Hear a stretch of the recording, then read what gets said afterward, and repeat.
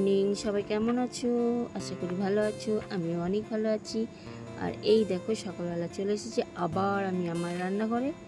আর রান্নাঘরে এসে সবার প্রথম চা খাওয়া তো হয়ে গেছে, তো এখন এটা হলো আমাদের জলখাবার তৈরি হচ্ছে। সবার চা খাওয়ার পর এটা 9:30টার দিকে জলখাবার বানাই, সেই জলখাবারটা হচ্ছে। আর চলো তোমাদের সাথে একটু কথাও বলে নিলাম। সবাই ভালো থাকো। আর এই যে দেখো জলখাবারটা হয়ে যাওয়ার পর আজকে তোমাদের সামনে কিন্তু আর একটা রেসিপি নিয়ে আসবো আমি। এই ভিডিও অনেকে ভালোবাসেন, আমার ভিডিও দেখতে কেউ দেখেও না আজকাল, কেন দেখে না জানি না, কিন্তু জানো তো আমার ভিডিও করতে ভালো লাগে বেশ। এই ভিডিওগুলো যখন আমি পরে দেখি আমার নিজেরই কত ভালো লাগে, একটা স্মৃতি হয়ে থাকে। আমি তো কোথাও ঘুরতে যেতে পারি না, তাই এখানেই থাকি, তাই যা করি খাওয়া দাওয়া এটাই ভিডিও করি, আর কি করবে। তো চলো জলখাবার রেডি, এবার তোমাদের রেসিপিটা নিয়ে আসি। তো আজকে যে রেসিপিটা করব আমি সেটা হলো খাসির মাংস, মানে মাটন করব। তো দেখো মাটন নিয়ে এসেছে বাজার থেকে, তো এটাকে একটু জলে দিয়ে দিলাম। জলে দিয়ে এর মধ্যে যা লোম টোম থাকে সেগুলোকে এখন বাছবো একটা একটা করে ধরে ধরে বেছে ভালো করে তুলে নেব। আর মাংসটা কিন্তু খুব ভালো এসেছে আজকের মাংসটা।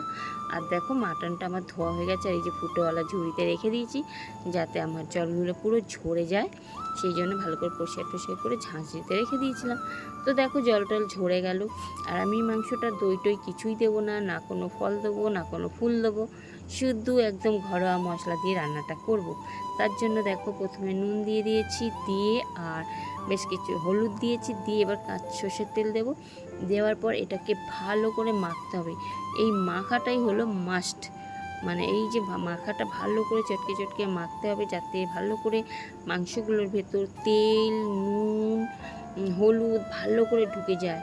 আর এটা মাখতে হবে টানা 5 মিনিট ধরে। যদি তুমি মাখতে পারো এই মাংসটা যে কত টেস্ট এরকমভাবে করলে, সেটা না করে খেলে কিছুতেই বুঝতে পারবে না।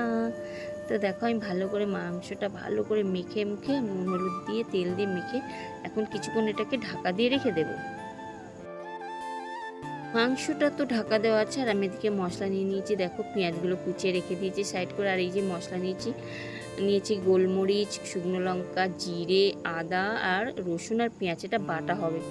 তো এরা তো ঝালটা আমরা একটু কম খাই বলে অল্প ঝাল নিয়েছি, কিন্তু এটা একটু ঝাল ঝাল হলে বেশি ভালো হয়। আর নিয়েছি 2টো টমেটো। তো চলো মশলাটা আমার পেশা হয়ে গেছে, এবার এই মশলাটাকে আবার আমি মাংসের মধ্যে দিয়ে মাখবো। তো দেখো মাংসের ঢাকনাটা খুলে দিয়েছি, দিয়ে মশলাটাকে ঢেলে দিলাম।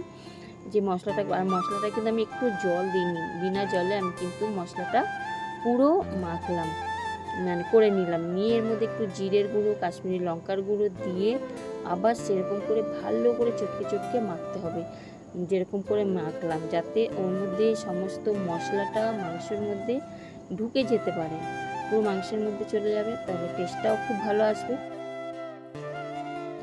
এবার দেখো কড়া বসিয়ে বেশ কিছুটা সর্ষের তেল দিয়ে দেবো। আমি কিন্তু খুবই কম তেলে রান্না করছি, বেশি তেল দিইনি, কোনো রকম মানে ফল বাটা দিইনি, বুঝতেই পারছো।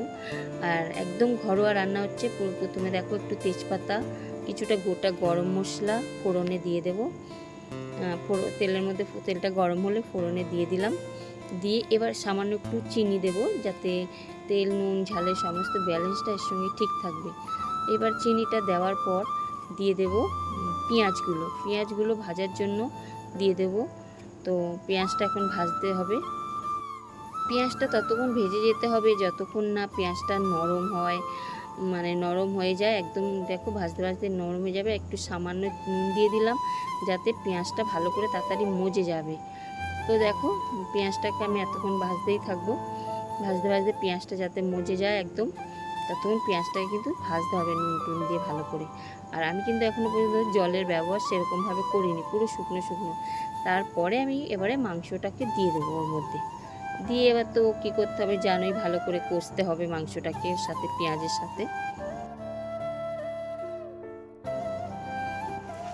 তো দেখো মাংসটা কষাও হয়ে গেছে, প্রায় হয়ে গেছে, আমার কোড়া উল্টে যাচ্ছে, তো প্রায় হয়ে গেছে। আর এই যে দেখো কষতে কষতে তেল বেরিয়ে এসেছে একদম।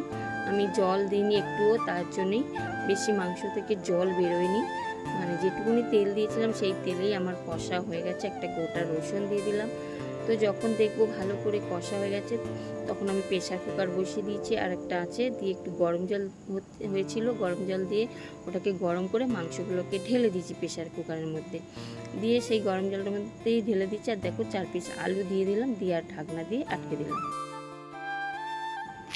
আর এই যে দেখো আমার মাংস রেডি, কি সুন্দর কালার এসেছে, ঝোল হয়েছে, সিদ্ধ হয়েছে, মানে সব দিক দিয়ে একদম পারফেক্ট খাসির মাংস তৈরি হয়েছে, দেখেছো?